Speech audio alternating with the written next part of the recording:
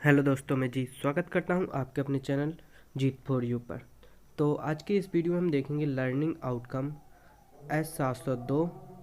अपना विषय है प्राणियों में पोषण। अपनी कक्षा है कक्षा 8 और विषय विज्ञान है। पार्ट अपना बी है। मैंने पार्ट ए की भी वीडियो अभी बना दी है, जो कि लिंक आपको डिस्क्रिप्शन में मिल जाएगी, आप जाकर देख लेना। ठीक है, आगे बढ़ने से पहले वीडियो को लाइक एंड चैनल को सब्सक्राइब कर दीजिए ताकि आने वाली वीडियो का नोटिफिकेशन आपको मिल सके। तो आपकी अवधारणा का संक्षिप्त परिचय इस प्रकार है। आ नंबर, मानव में पाचन। तो अपन सबसे पहले मानव में पाचन को देखेंगे।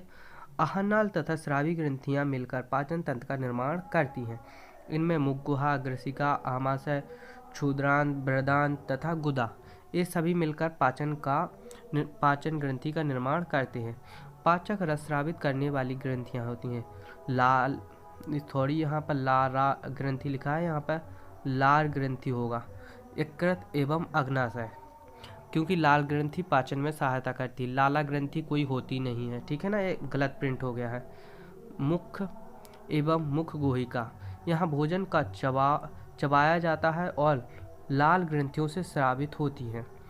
देखिए, लाला में पैर 8 400 400 400 जी हाँ, याद कर लीजिए व्हाट्सएप नंबर, क्योंकि अब चाहे आपका मैथ का सवाल हो या फिजिक्स, केमिस्ट्री, बायोलॉजी, आपके हर डाउट, हर क्वेश्चन का मिलेगा तुरंत वीडियो सॉल्यूशन, वो भी सीधा आपके व्हाट्सएप पर। बस अपने फोन में डाउटनेट का 8 400 400 व्हाट्सएप नंबर सेव कर लीजिए और चैट ओपन कीजिए, और जो भी आपका डाउट है उस सवाल की आपको फोटो खींचना है, उसे क्रॉप करना है और 5 सेकंड में आपको मिलेगा वीडियो सॉल्यूशन।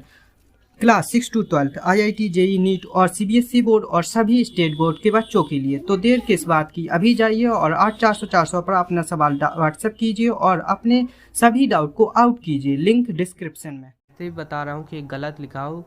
यहाँ मुख एवं मुख गुहिका, अगर मुख में भोजन जाएगा तो लार द्वारा वो लार में मिक्स होगा और स्रावित होगा, लार ग्रंथि से स्रावित होगा, तभी वो मिक्स होगा, नहीं तो मिक्स नहीं हो सकता। ये बात आपको ध्यान देने योग्य है। ठीक है ना, ये आप बड़ी कक्षाओं में जाओगे, आपने टीचर से पूछोगे तो टीचर आपको बता देगा। ठीक है, मैंने तो वैसे ही बता दिया है कि लार ग्रंथि अपने मुख गुहा में होती हैं, वहीं पर भोजन को चबाया जाता है और लार स्रावित होती है, तो लार भोजन में मिलाई जाती है, जिससे भोजन को निगलने में कठिनाई नहीं होती है। ठीक है, अब इसके बाद देखिए ग्रसिका, निगला हुआ ग्रसिका में आता है और लगातार संकुचन से नीचे की ओर सरकता है। अगर भोजन में लार नहीं मिलेगी तो भोजन नीचे कैसे सरकेगा, इसलिए मुख गुहा में भोजन में लार मिलाई जाती है। ठीक है ना, अगला टॉपिक है अपना आमाशय। आमाशय के आंतरिक स्तर में हाइड्रोक्लोरिक अम्ल व पाचक रस स्रावित होता है, जो प्रोटीन को सरल पदार्थों में विघटित कर देता है। तो आपको क्या करना है, वीडियो को पूरा देखना है ताकि आप अच्छे से समझ सको। ठीक है ना। क्षुद्रांश, यह यकृत और अग्नाशय से स्राव प्राप्त करती है। यहाँ यकृत से निकला पित्त रस व अग्नाशय से निकला अग्नाशयी रस कार्बोहाइड्रेट वह प्रोटीन पर क्रिया करके कार्बोहाइड्रेट को ग्लूकोज में, वसा को वसा अम्ल व ग्लिसरॉल में तथा प्रोटीन अमीनो अम्ल में परिवर्तित हो जाते हैं। क्षुद्रांत की भित्ति में दीर्घ रोम की सहायता से पचूहे भोजन का अवशोषण होता है तथा यह रुधिर वाहिकाओं में चला जाता है। तो ये आपका आगे जाके क्वेश्चन होने वाला है कि भोजन का अवशोषण कहाँ होता है। इसके बाद देखिए बृहदांत, इसका मुख्य कार्य जल।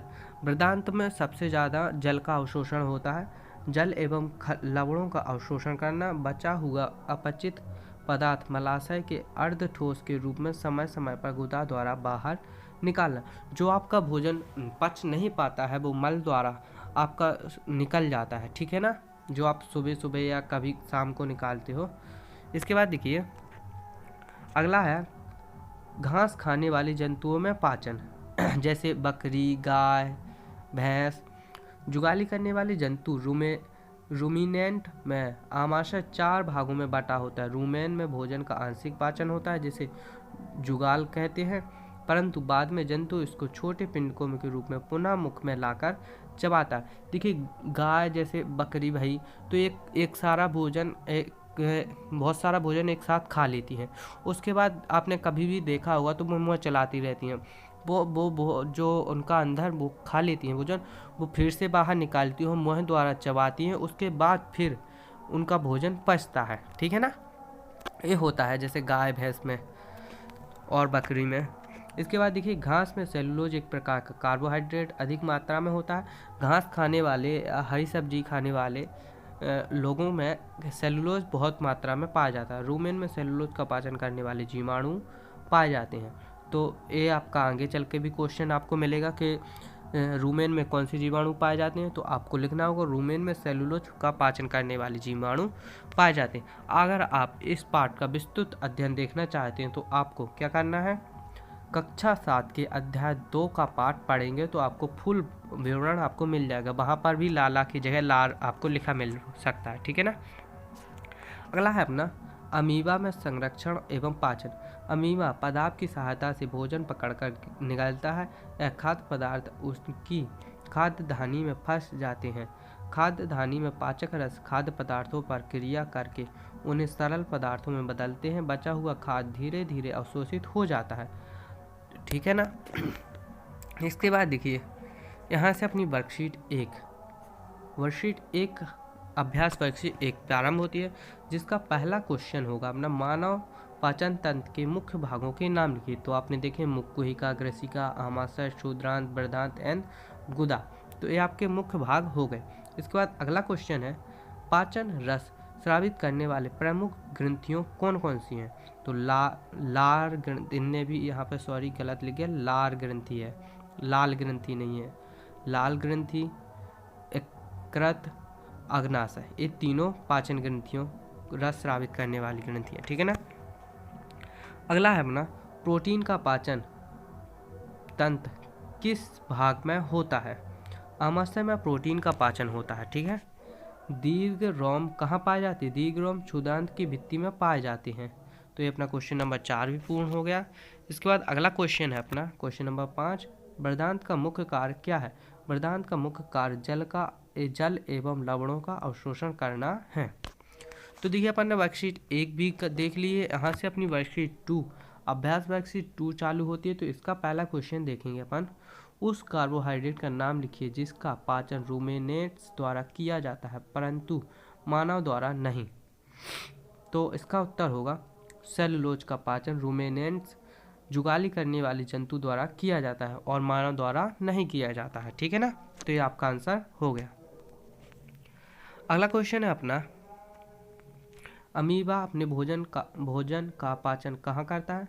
तो अमीबा में भोजन का अंतर्ग्रहण पदार्थ की सहायता से होता है तथा इसका पाचन खाद्य धानी में होता है, ठीक है ना।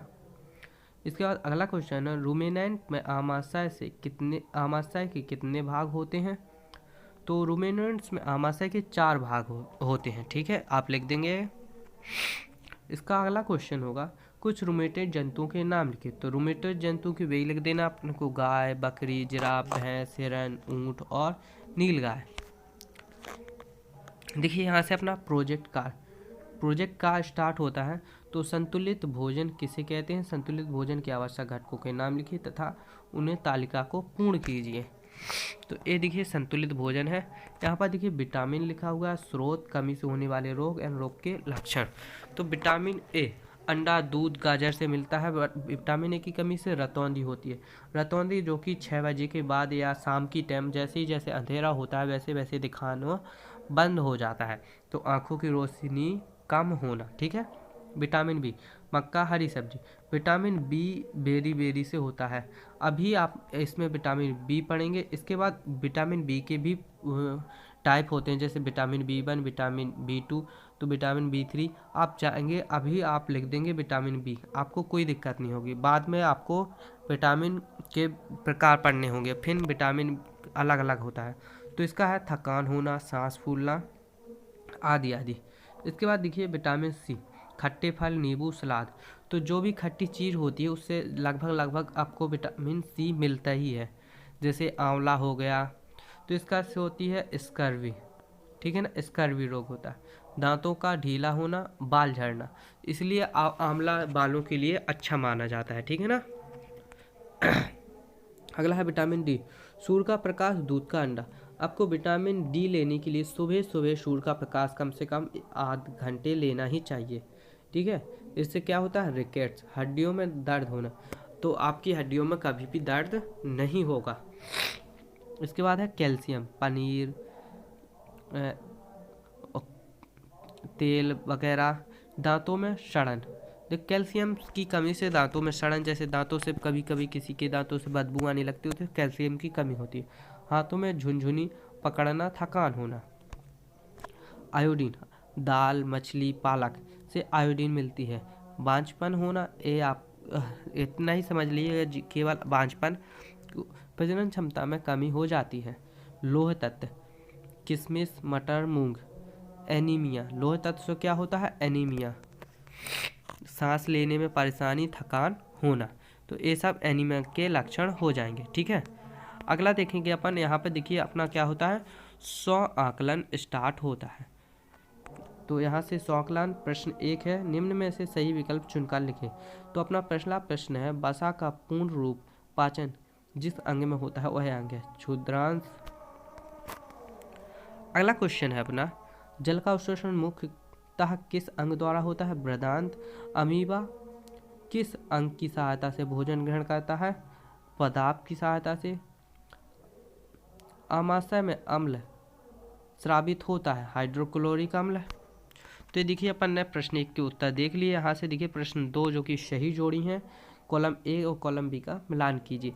कार्बोहाइड्रेट, प्रोटीन, वसा, यकृत, अग्नाशय। तो इसको मिला देंगे, कार्बोहाइड्रेट का शर्करा से, प्रोटीन का अमीनो अम्ल से, वसा का वसा अम्ल एवं ग्लिसरॉल से, यकृत का पित्त रस से, एवं अग्नाशय का अग्नाशयी रस से। अब देखिए आपका लास्ट क्वेश्चन है इसका, मानव पाचन तंत्र का नामांकित चित्र बनाइए। तो ये मानव पाचन तंत्र का नामांकित चित्र बना हुआ है।